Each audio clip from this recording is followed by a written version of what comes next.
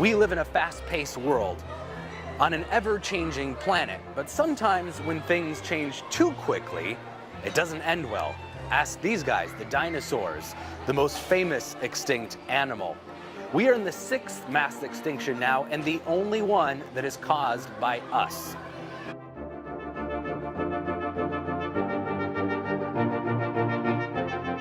That brings us to one of the most unique islands in the world. The islands of the Galapagos are pretty unique, much like Hawaii in that it was formed from scratch. Hence you see lava rock everywhere, but that meant every single organism, every plant had to get here somehow and then evolve, isolated in time for thousands and millions of years.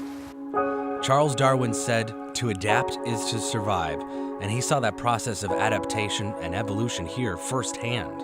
I know of no better place than to look at the products of evolution in Galapagos. So the Humboldt Current is this huge mass of water bringing cold water up from Antarctica, and it also leads to this upwelling of nutrients, and that sustains life in Galapagos.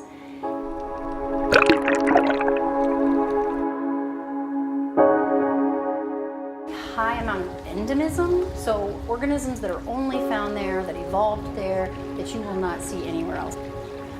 So for instance, there's a kind of penguin that you will only see in Galapagos. There's these giant tortoises that you will only see in Galapagos.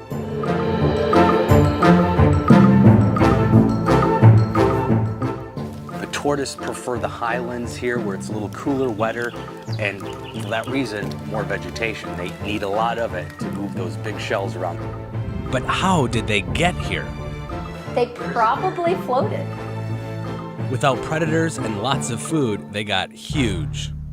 Protecting this unique environment is up to Ecuador and organizations like Island Conservation.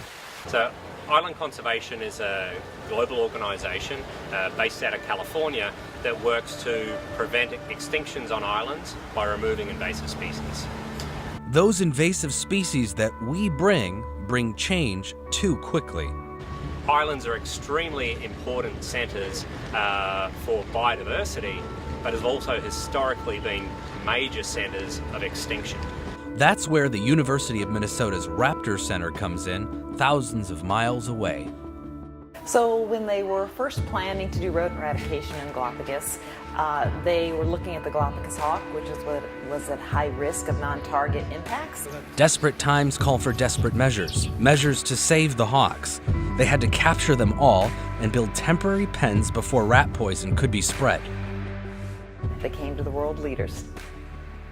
After the poison was gone, they were released. Because of this project, the Pinzon tortoise, once extinct in the wild, has returned.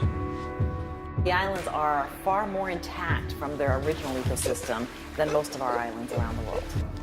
The way I sometimes think of it is if we cannot do something to preserve Galapagos, then we really can't help anything. I would definitely say that humans are the problem, but also potentially the solution.